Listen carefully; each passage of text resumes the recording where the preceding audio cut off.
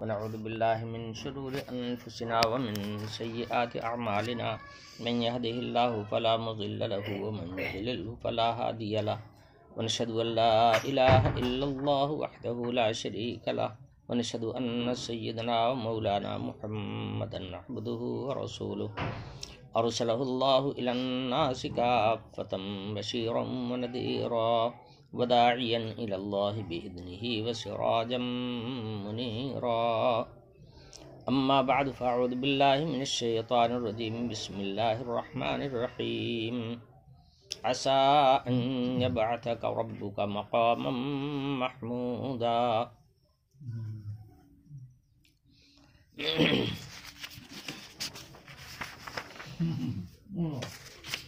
یہ جملہ اس آیت کا ایک ٹکڑا ہے جس میں فرمایا گیا وَمِنَ اللَّيْلِ فَتَهَجَّدْ بِهِ نَافِلَةً لَكَ عَسَىٰ أَن يَبْعَثَكَ رَبُّكَ مَقَامًا مَحْمُودًا. رات میں تہجد ادا کیجیے، یہ آپ کے لیے امر زائد ہے، یہ نفل کیا گیا ہے، فریضہ نہیں ہے.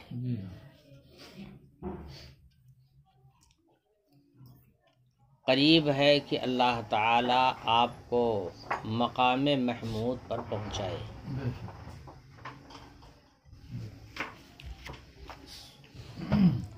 مقام محمود کیا چیز ہے؟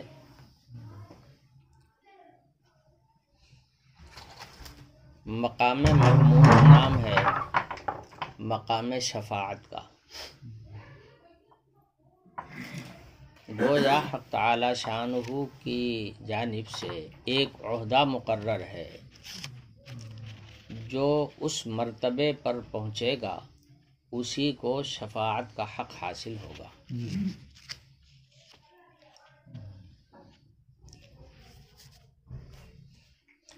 یہ اللہ کی رحمت ہے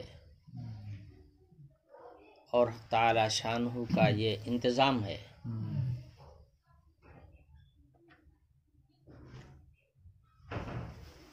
کہ لوگوں کو اپنے نبیوں اور اللہ کے بھیجے ہوئے رسولوں سے وابستہ رہنے کا حکم دیا گیا ہے،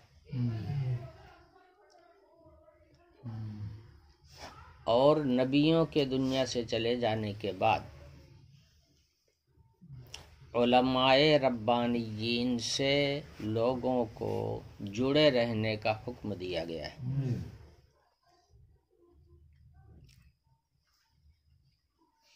یہ اللہ تعالیٰ نے اپنی رحمت سے درجہ بھی قائم کر دیا ہے کہ جو لوگ جس سے وابستہ ہوں گے کل حشر کے میدان میں ان کو انہی کے ساتھ کر دیا جائے گا، وہ انہی کے ساتھ میں رہیں گے. چنانچہ حدیث شریف میں فرمایا گیا کہ میدان محشر جب قائم ہوگا تو شروع میں تو ساری پبلک پریشان ہوگی،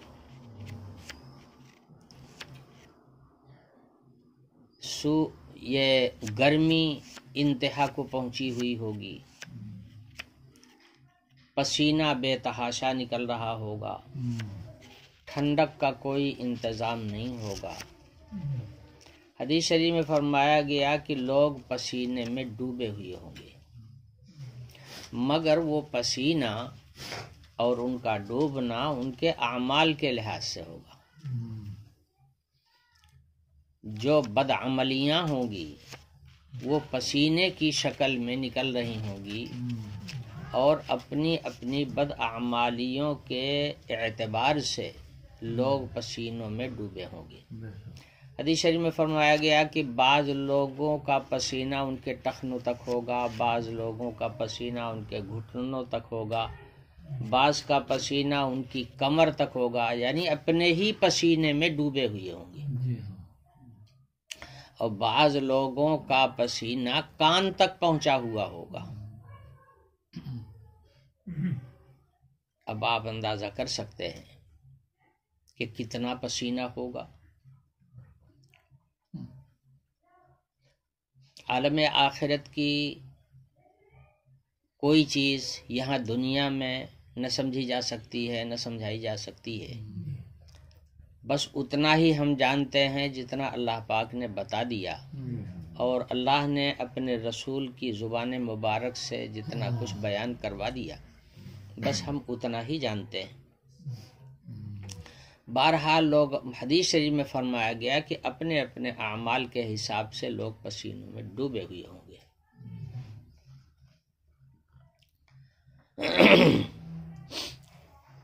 تو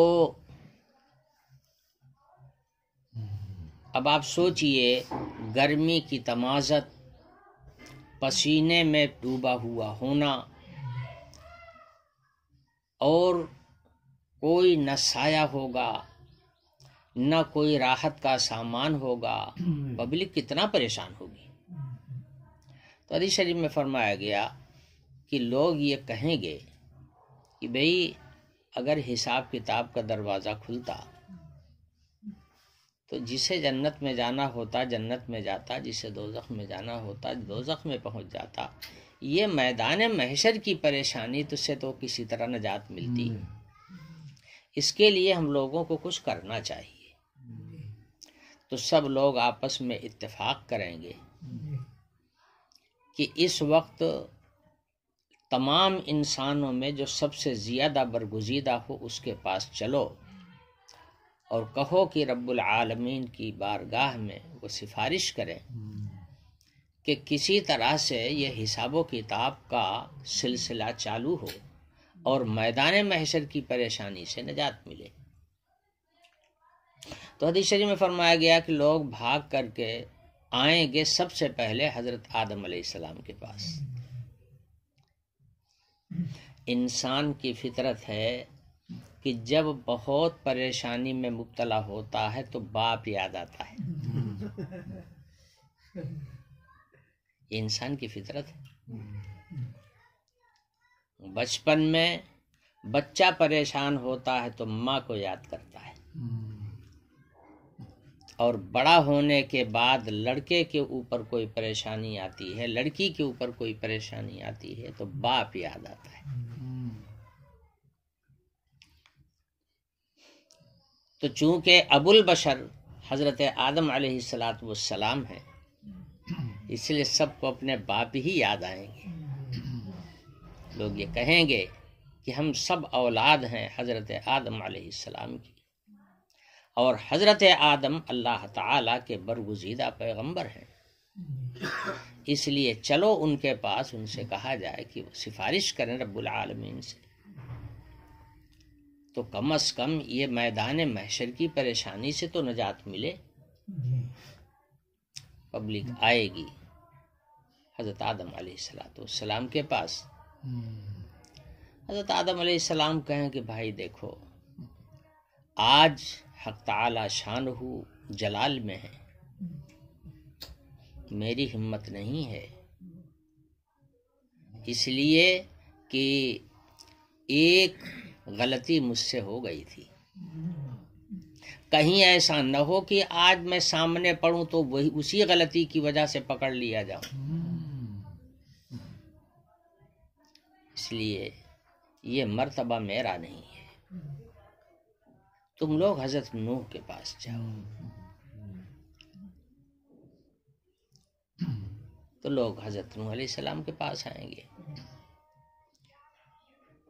حضرت نوح علیہ السلام سے عرض کریں گے، وہی باتیں کہیں گے کہ آپ سے انسانی برادری دوبارہ پھر آباد ہوئی تھی، آپ ابو البشر ثانی ہیں، گویا آدم کی جگہ پر ہی ہیں، آپ ہی سفارش کر دیں حق تعالی شانہ سے کہ حساب و کتاب کا دروازہ کھلے۔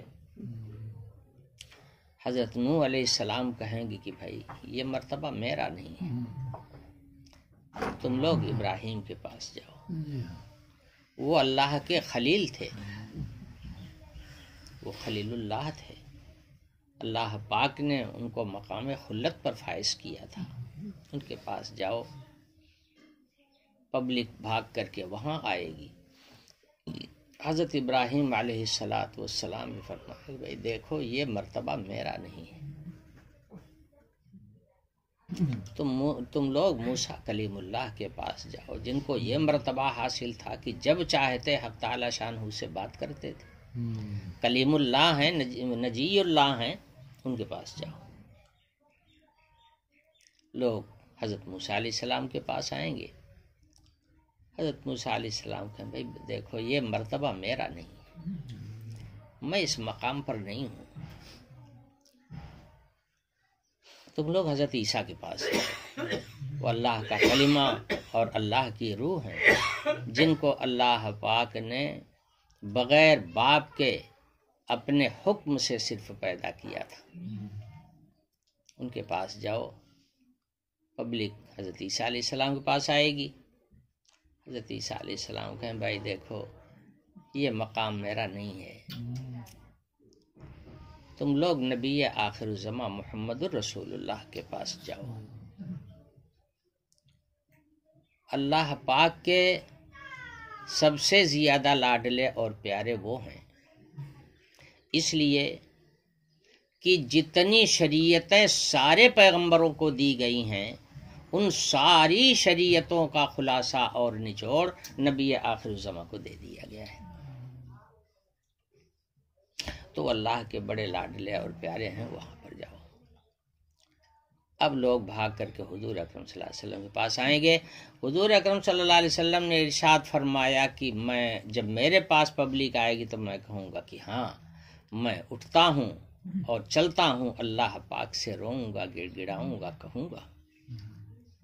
حضور اٹھ کر کے کھڑے ہوں گے، فرمایا حضور نے کہ میں رب العالمین سے اجازت مانگوں گا اور اس کے بعد سجدے میں گر پڑوں گا، اور اتنا لمبا سجدہ ہوگا کہ وہ ہزاروں سال کا سجدہ ہوگا، پڑا رہوں گا سجدے میں، اور اسی سجدے کی حالت میں حق تعالی شانہ کی خوب تعریف کروں گا، ان کے اوصاف بیان کروں گا، ان کی حمد کروں گا۔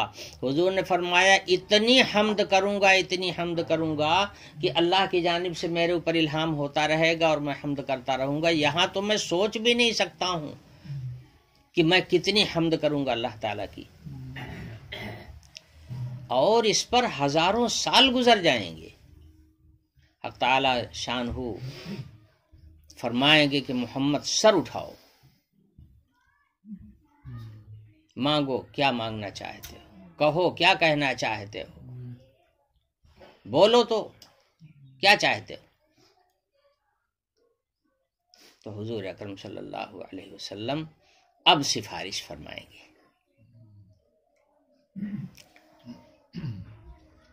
آپ کی اس سفارش سے حساب و کتاب کا دروازہ کھلے گا۔ حضور اکرم صلی اللہ علیہ وسلم نے ارشاد فرمایا کہ سب سے پہلے جو حکم صادر ہوگا میدان محشر میں وہ یہ ہوگا کہ جو لوگ جس کے پیروکار تھے، جس کے تابع دار تھے، وہ اپنے اپنے معبودوں کے ساتھ چلے جائیں، تو جو خدا کے پرستش کرنے والے تھے وہ الگ ہو جائیں گے، اور جو غیر اللہ کی پرستش کرنے والے تھے ان کو حکم ہوگا کہ اپنے اپنے معبودوں کے ساتھ چلے جاؤ۔ یہی وہ موقع ہوگا جب اہل ایمان اہل شرک سے الگ ہو جائیں گے۔ اسی کو قرآن پاک میں فرمایا گیا وَامْتَازُوا الْيَوْمَ أَيُّهَا الْمُجْرِمُونَ، جدا ہو جاؤ مجرموں غیر مجرموں سے، اہل ایمان سے ہٹ جاؤ، تم دور ہو جاؤ، الگ کر دیے جائیں گے۔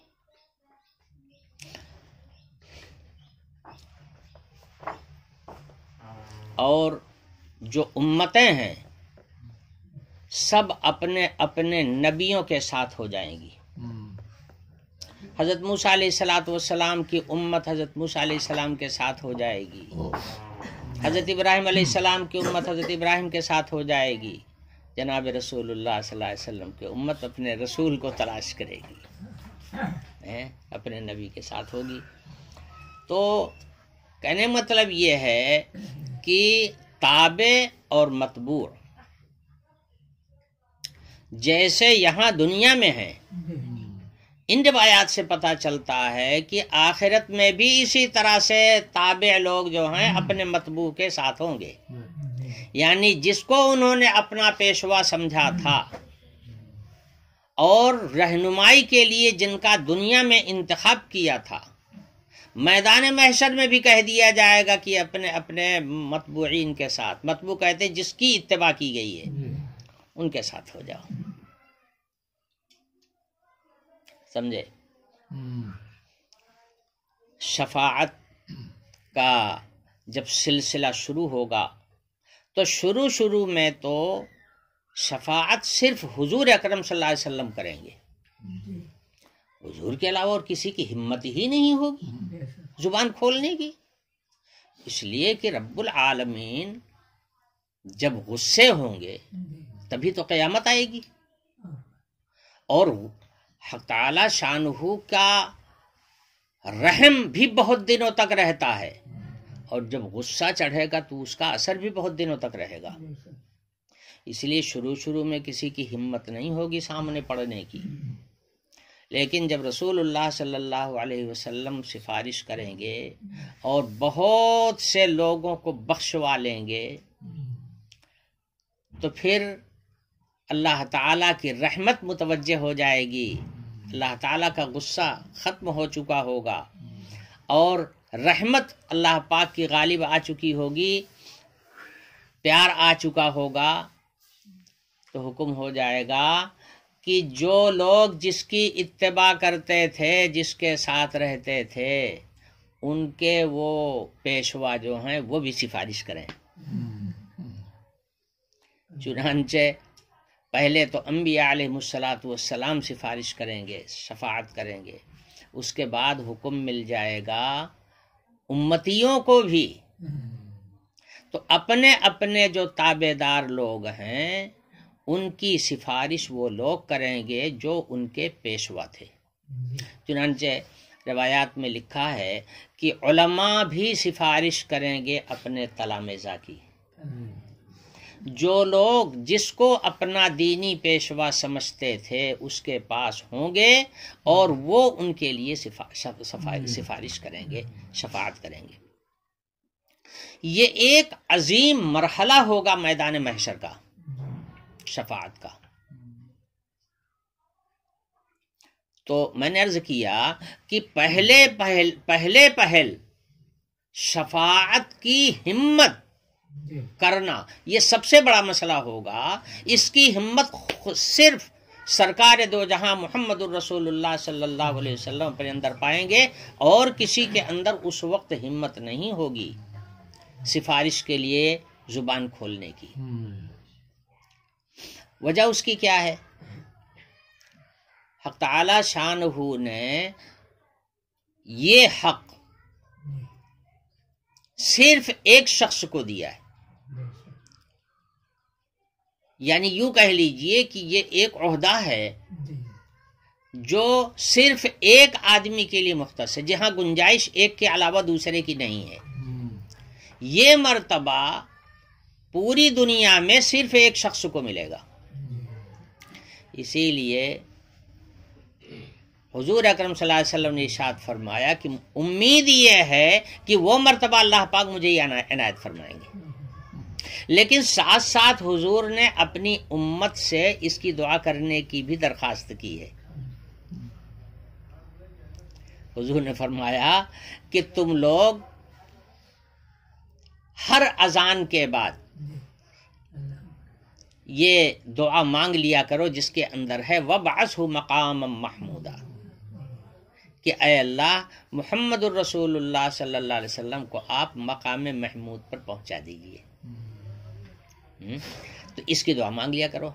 حدیث شریف میں فرمایا گیا کہ جس آدمی نے اذان کے کلمات سنے اور اس کا جواب دیتے رہے اور جب اذان ختم ہو گئی تو یہ دعا مانگ لیا اللہم رب هذه الدعوة التامة والصلاة القائمة آت محمدا الوسیلة والفضیلة وَبَعَثْهُ مَقَامًا مَحْمُودًا الَّذِي وَعَدتَّهُ، حضور نے فرمایا کہ جو اس دعا کو پڑھ لے گا، اذان کے کلمات کے جواب بھی دے گا اور اس کے بعد یہ دعا مانگ لے گا، حلت لہو شفاعتی، کل قیامت کے دن اس کے لیے میری شفاعت حلال ہو جائے گی، یعنی مجھے اجازت ہو جائے گی اس کی سفارش کرنے کی۔ تو جو لوگ اس کا اہتمام، اب اس سے پتہ چلا کہ حضور اکرم صلی اللہ علیہ وسلم یہ چاہتے ہیں کہ دعا مانگتے رہو، امید تو ہے کہ رب پروردگار عالم وہ مرتبہ مجھے ہی عطا فرمائیں گے، مگر تم لوگ دعا کرو، دعا کرتے رہو، دعا کرتے رہو۔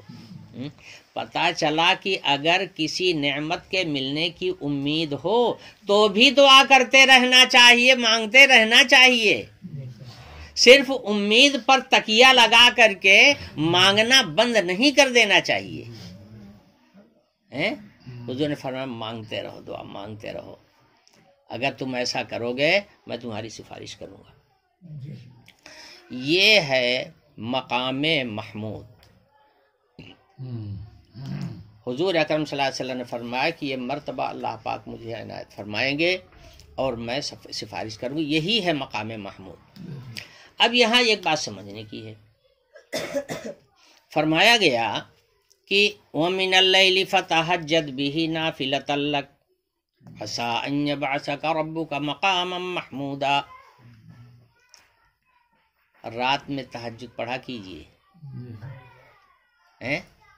ہو سکتا ہے اللہ تعالیٰ آپ کو مقام محمود پر پہنچا دے۔ حضرت مجدد الفسانی رحمۃ اللہ علیہ نے فرمایا کہ پہلے تہجد کے پڑھنے کا حکم دے دیا گیا اور اس کے بعد فرمایا جا رہا ہے کہ ہو سکتا ہے مقام محمود پر اللہ پہنچا دے، جس سے پتہ چلتا ہے کہ تہجد پڑھنے والوں کو بھی وہ مرتبہ ملے گا۔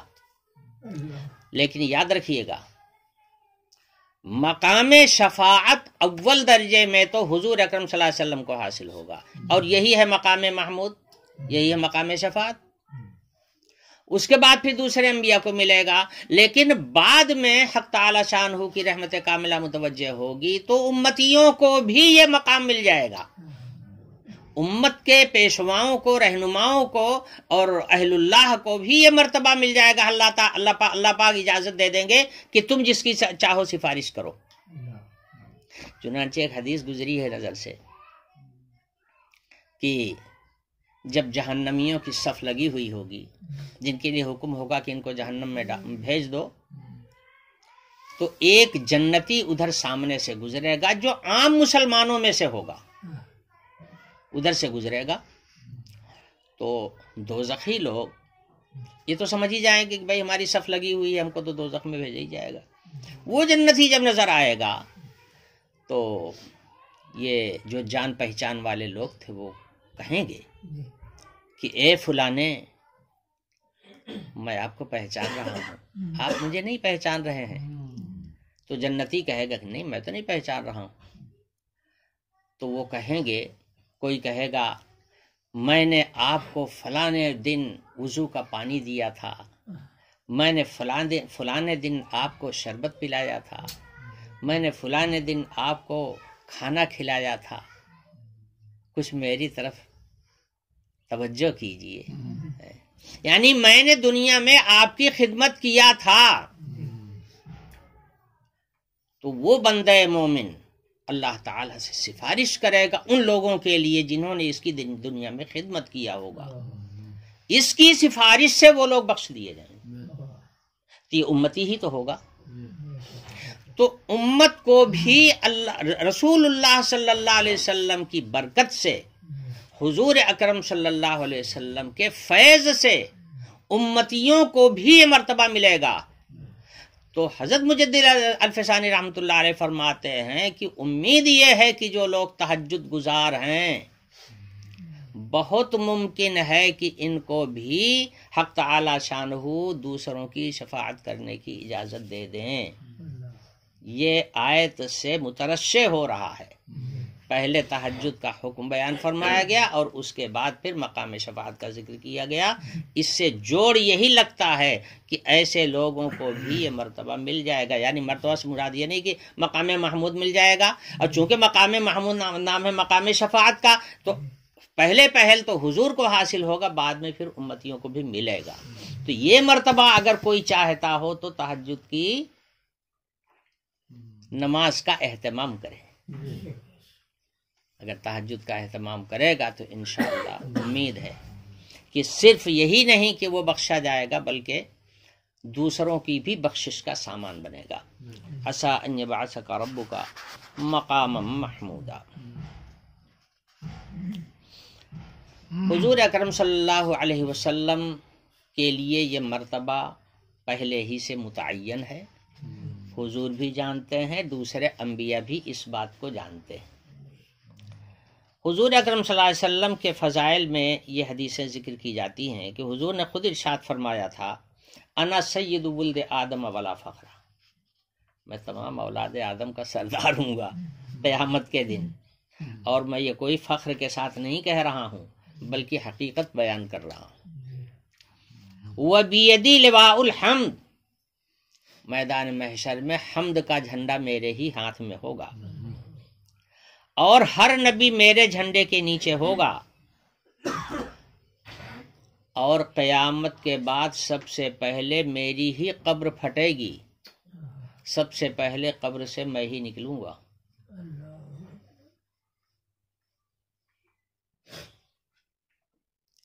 اب یہ باتیں یہ اشارہ دے رہی ہیں کہ حضور اکرم صلی اللہ علیہ وسلم کا مرتبہ تمام انبیاء علیہ السلام میں سب سے بلند ہے، اور ایسے بھی دکھائی دیتا ہے۔ امت کے لحاظ سے دیکھیے تو سب سے بڑی امت حضور اکرم صلی اللہ علیہ وسلم کی ہے، دین کے تحفظ کے لحاظ سے دیکھیے تو حضور اکرم صلی اللہ علیہ وسلم کی شریعت محفوظ ہے، اور کسی پیغمبر کی شریعت ہی محفوظ نہیں ہے۔ زمانہ گزرنے کے ساتھ ساتھ ان کی شریعتیں سب تحلیل ہو گئیں، امتیں ان کی تحلیل ہو گئیں، نبیوں کی راہ چھوڑ کر کے سب گمراہ ہو گئے، مگر محمد الرسول اللہ صلی اللہ علیہ وسلم کا دین، آپ کی شریعت اور آپ کی امت جیسے حضور کے زمانے میں قائم تھی اپنے دین پر، آج تک الحمدللہ اسی طرح سے اپنے دین پر قائم ہے، اور ایسی ایک جماعت ہمیشہ ہر دور میں موجود رہے گی جو نبی آخر الزمان صلی اللہ علیہ وسلم کی شریعت پر قائم رہے گی، اور اللہ کی مدد ان کے ساتھ رہے گی، اللہ کی مدد بھی ہوتی رہے گی، اللہ کی رحمت کے بغیر کچھ نہیں ہوتا۔ تو ایسی جماعت اس امت کے اندر ہمیشہ موجود رہے گی، اس کی پیشین گوئی بھی موجود ہے۔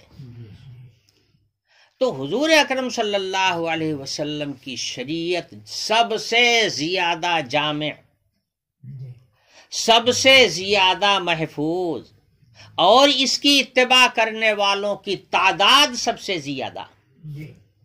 حضور نے فرمایا کہ میدان محشر میں سارے نبیوں کا حوض ہوگا، ہر نبی اپنے اپنے حوض پر موجود ہوگا اور انتظار کر رہا ہوگا اپنے امتیوں کا، اور ہر نبی کے امتی اس کے حوض پر آئیں گے اور وہاں سے ان کو شربت ملے گا۔ حضور نے فرمایا کہ ہر نبی کا حوض ہوگا، اور ہر نبی کے حوض پر آنے والے امتیوں کی تعداد بہت ہوگی، مگر سب سے بڑا حوض میرا ہوگا، اور سب سے زیادہ آنے والوں کی تعداد میرے حوض پر ہوگی، سب سے بڑی تعداد میرے حوض پر ہوگی۔ تو بات کیا ہے؟ حوض کوثر ہے کیا چیز؟ یہی شریعت، یہی شریعت اسلامی، یہی دین، اسی کو میدان قیامت کے بعد میں متمثل کر دیا جائے گا، اور یہ حوض کوثر کی شکل میں وہاں پر موجود ہوگا۔ تو جو لوگ یہاں پر اس حوض سے سیراب ہو رہے ہیں. یہاں بھی تو یہ حوض ہے. اللہ کا یہ دین، اللہ کی یہ شریعت، اللہ کے نبی، آخری نبی کا یہ نظام بنایا ہوا نظام حیات یہاں بھی تو موجود ہے. تو جو لوگ یہاں اس آب کوثر سے فیض اٹھا رہے ہیں، کل جب متمثل ہو کر کے یہ حوض کی شکل اختیار کرے گا، جس کا پانی دودھ سے زیادہ سفید اور شہد سے زیادہ شیریں اور نہایت خوش ذائقہ اور خوشبودار ہوگا، جس کا ایک گلاس پی لینے کے بعد میں پھر دوبارہ پیاس نہیں لگے گی، یہ شربت ہوگا حوض کوثر کا. تو جو لوگ یہاں اللہ کی اس شریعت سے فیض یاب ہو رہے ہیں، گویا محمد الرسول اللہ کا فیض دنیا میں بھی چل رہا ہے، ان کا حوض دنیا میں بھی قائم ہے. جو لوگ یہاں اس حوض سے فائدہ اٹھا رہے ہیں، پی رہے ہیں. اب ہم لوگ قرآن اور حدیث کی آیات کو سنتے ہیں، سناتے ہیں، تو اس کا فیض جو حاصل کرتے ہیں، گویا ان مضامین کو پی رہے ہیں نا. ان مضامین کو ہم پی رہے ہیں. بھائی پینے سے کیا ہوتا ہے؟ آدمی کو فائدے تو ہوتا ہے نا. تو ہم فائدہ اٹھا رہے ہیں یہاں پر. تو جو لوگ دنیا میں فائدہ اٹھا رہے ہیں، دنیا میں فیض حاصل کر رہے ہیں، یہی حوض کوثر پر بھی آئیں گے. تو چونکہ حضور اکرم صلی اللہ علیہ وسلم کی امتیوں کی تعداد سب سے زیادہ ہوگی، اس لیے حوض کوثر پر آنے والوں کی تعداد بھی سب سے زیادہ ہوگی.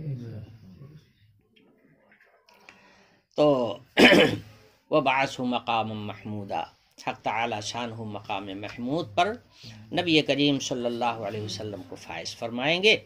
اور حوض کوثر پر لوگ، وہاں جو حضور کا حوض ہوگا، اس حوض کوثر پر بھی لوگ آئیں گے.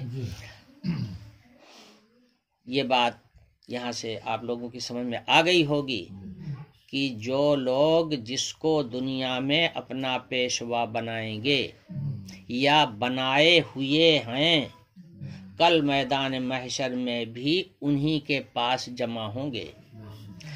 تو جو لوگ کسی اللہ کے ولی کو اپنا پیشوا بناتے ہیں دنیا میں، وہ ان کے پاس ہوں گے.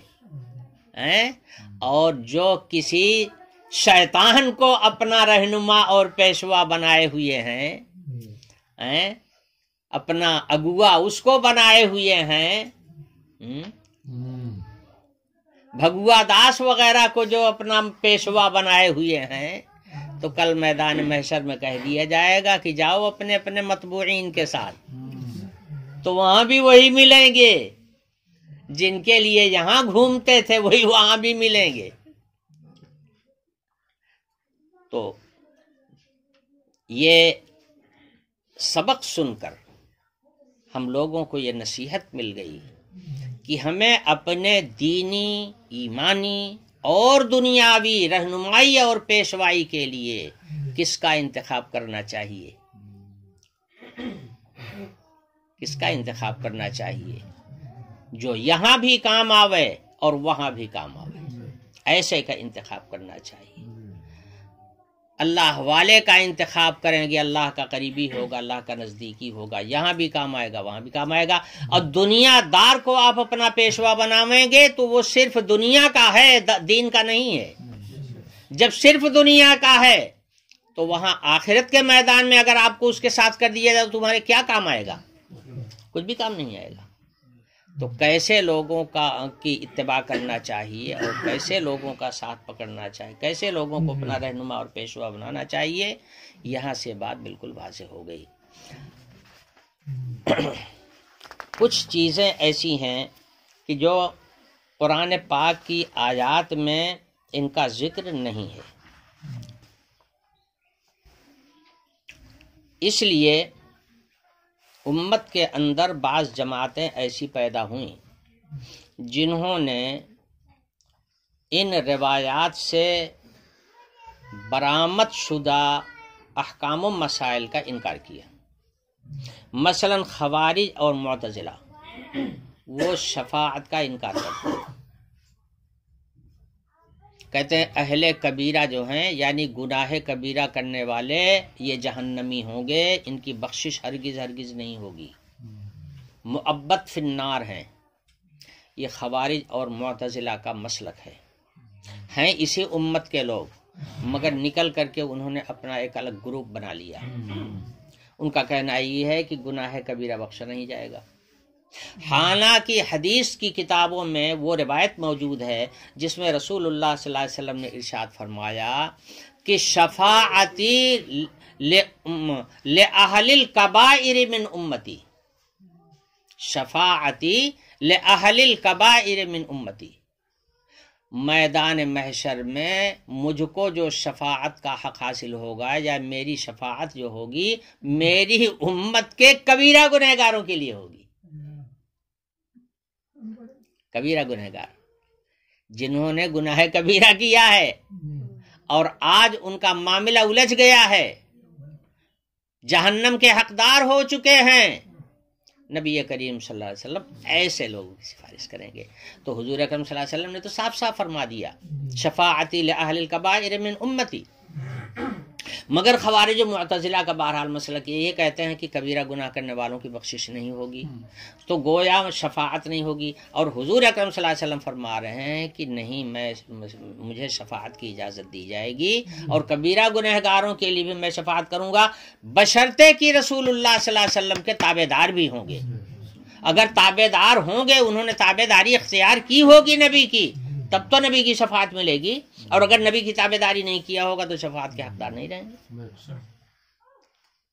من امتی کی قید لگی ہوئی ہے، لأہل الکبائر من امتی، تو پہلے امتی ہونا شرط ہے، امتی نہیں ہو، امت کون ہوتی ہے؟ جو اتباع کرے حضور کی، وہی امتی ہے۔ تو بہرحال خوارج اور معتزلہ نے، حضرت عمر رضی اللہ عنہ نے ایک روز جمعہ کا خطبہ دیتے ہوئے حضرت نے فرمایا کہ میری اس امت میں ایسے ایسے جھوٹے لوگ پیدا ہوں گے یا ایسے ایسے لوگ بعد میں آئیں گے جو ان روایات کا انکار کریں گے جن کا ثبوت صرف روایات سے ہے اور قرآن کی آیتوں سے نہیں ہے۔ بہت سے مسائل ہیں، ایک حکم رجم کا ہے، خروج دجال کا مسئلہ ہے، سورج کے مغرب سے طلوع ہونے کا مسئلہ ہے، عذاب قبر کا مسئلہ ہے، شفاعت کا مسئلہ ہے۔ کچھ لوگ اس امت کے اپنے گناہوں کی سزا بھگتنے کے لیے دوزخ میں جا چکے ہوں گے، اور بعد میں رسول اللہ صلی اللہ علیہ وسلم کی سفارش سے ان کو دوزخ سے نکالا جائے گا، جبکہ وہ جل چکے ہوں گے، پھر بھی نکال کر کے حضور لے آئیں گے اور بعد میں ان کو جنت میں داخل کیا جائے گا۔ یہ ایسے مسائل ہیں کہ جن کا ثبوت قرآن کی آیتوں سے نہیں ہے۔ حضرت عمر رضی اللہ عنہ نے فرمایا کہ ہم لوگوں نے حضور اکرم صلی اللہ علیہ وسلم کی زبان مبارک سے یہ سب کچھ سنا ہے جس کو ہم لوگوں نے روایت کیا ہے اور حدیث کی کتابوں میں آج موجود ہے۔ اس سلسلے میں ایک روایت ذکر کیا ہے کہ ایک شخص حضرت عمران ابن حسین کے پاس آیا اور اس نے کہا کہ ابو نجید، تم لوگ ایسی ایسی حدیثیں بیان کرتے ہو جس کی کوئی اصل ہم کو قرآن میں نہیں ملتی۔ اب یہی حدیثیں ہیں جن کو میں نے بتایا کہ ان کا ثبوت روایات سے ہے، قرآن کی آیات سے نہیں ہے۔ اگر قرآن کی آیات میں ہے تو اشارات پائے جا رہے ہیں مگر صراحتاً ذکر نہیں ہے۔ ان سب کا ذکر جو ہے صرف روایات میں ہے، حضور اکرم صلی اللہ علیہ وسلم کی زبان مبارک سے معلوم ہوا۔ تو اس شخص نے کہا کہ آپ لوگ کچھ ایسی حدیثیں بیان کرتے ہیں کہ جن کی اصل ہم قرآن میں نہیں پاتے۔ گویا اس نے یہ اعتراض کیا۔ حضرت عمران ابن حسین رضی اللہ عنہ یہ صحابی رسول تھے، بگڑ گئے اس کے اوپر، کہنے لگے تو نے قرآن پڑھا ہے؟ کہاں پڑھا ہے؟ تو حضرت نے فرمایا یہ بتا، ظہر کی 4 رکعت قرآن کی کس آیت میں ہے؟ عصر کی 4 رکعت قرآن کی کس آیت میں ہے؟ مغرب کی 3 رکعت قرآن کی کس آیت میں ہے؟ بول عشاء کی 4 رکعت کس آیت میں بیان کی گئی؟ فجر کی 2 رکعت کس آیت میں بیان کی؟ بول بتا کہاں ہے؟ اس کے بعد حضرت نے فرمایا قرآن کے اندر آیا ہے آتوا الزکات، اقیم الصلاۃ بھی آیا ہے، نماز قائم کر، لیکن یہ 4 رکعت کہاں سے ملی؟ یہ فلانی 4 رکعت، فلانی 2 رکعت، فلانی 3 رکعت، یہ کہاں سے ملا؟ اور سن، قرآن میں آیا ہے آتوا الزکات، زکوٰۃ ادا کرو، مگر زکوٰۃ میں 40 درہم میں سے 1 درہم زکوٰۃ دو، بتا کہ قرآن کی کون سی آیت میں ہے؟ قرآن پاک میں حج کے سلسلے میں آیا وَلْيَطَّوِّفُوا بِالْبَيْتِ الْعَتِيقِ، جس کے اندر طواف کا حکم ہے کہ طواف کیا کرو، بتا طواف میں کئی شوط ہوگا؟ طواف میں 7 شوط ہوتے ہیں، بتا کس آیت سے ثابت ہے 7 شوط؟ پھر 7 شوط مکمل ہونے کے بعد میں مقام ابراہیم پر جا کر کے 2 رکعت پڑھنا ہے، بول کس آیت میں ہے؟ حضرت نے اتنی کھینچائی کی وہ پریشان ہو گیا۔ اس کے بعد حضرت نے فرمایا دیکھ، اللہ تعالی کی کتاب جو ہے وہ قانون ہے، اس قانون کو سمجھا ہے صرف اللہ کے رسول نے۔ قرآن پاک مجمل ہے، تشریح و تفسیر جناب رسول اللہ صلی اللہ علیہ وسلم کرتے ہیں۔ اللہ اپنا رسول بھیجتا ہی اسی لیے ہے کہ اللہ کے کلام کی تشریح و توضیح رسول کے ذریعے سے ہوتی ہے۔ تو حضور اکرم صلی اللہ علیہ وسلم نے بتایا ہے کہ فجر میں 2 رکعت، ظہر میں 4 رکعت، عصر میں 4 رکعت، مغرب میں 3 رکعت، یہ حضور نے بتایا ہے۔ 40 درہم میں سے 1 درہم زکوٰۃ، یعنی 40واں حصہ زکوٰۃ، مال کے اتنے میں، اتنا مال ہو تو اتنا، اتنے اونٹ ہو تو اتنا، اتنی بکریاں ہو تو اتنی گائیں ہو تو اتنا، زکوٰۃ کی ساری تفصیلات رسول اللہ صلی اللہ علیہ وسلم نے بیان فرمایا ہے۔ اسی لیے تو اللہ اپنا رسول بھیجتا ہے۔ رسول اگر نہ آوے تو اللہ کے کلام کو کوئی سمجھ ہی نہیں سکتا، اسی لیے تو رسول کی اتباع ضروری ہے۔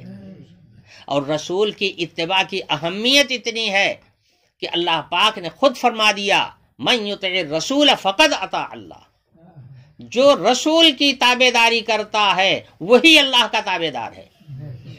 تو رسول کی تابع داری میں اللہ کی تابع داری چھپی ہوئی ہے۔ ڈائریکٹ جو اتباع ہوگی وہ رسول اللہ صلی اللہ علیہ وسلم کی ہوگی، سمجھے؟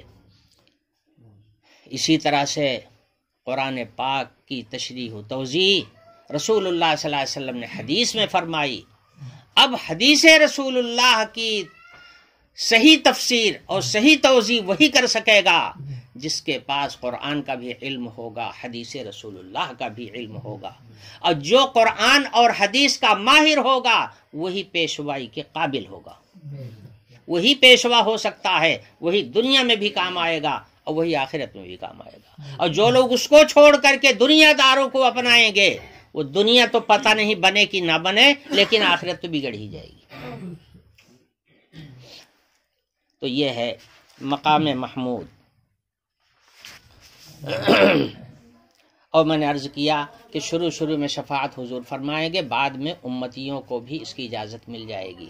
حضور نے ایک موقع پر ارشاد فرمایا کہ میری امتیوں کی سفارش سے، یا میری امت کے ایک فرد کی سفارش سے، شفاعت سے اتنے لوگ جنت میں بھیجے جائیں گے جتنی بڑی تعداد قبیلہ بنو مضر کی ہے۔ بہت بڑی تعداد والے قبیلے تھے، فرمایا کہ اتنے آدمیوں کی بخشش تو میرے امتیوں کے ذریعے سے ہو جائے گی، مقام شفاعت ملے گا ان کو، حق تعالی شانہ کی جانب سے شفاعت کی اجازت ملے گی۔ یہ ہے آیت جس کے مضامین میں نے اختصار کے ساتھ آپ کے سامنے بیان کیے۔ اب اگلا جملہ جو ہے وَقُلْ رَبِّ ادْخِلْنِی، یہاں سے انشاءاللہ اگلے درس میں۔ وآخر دعوانا الحمدللہ۔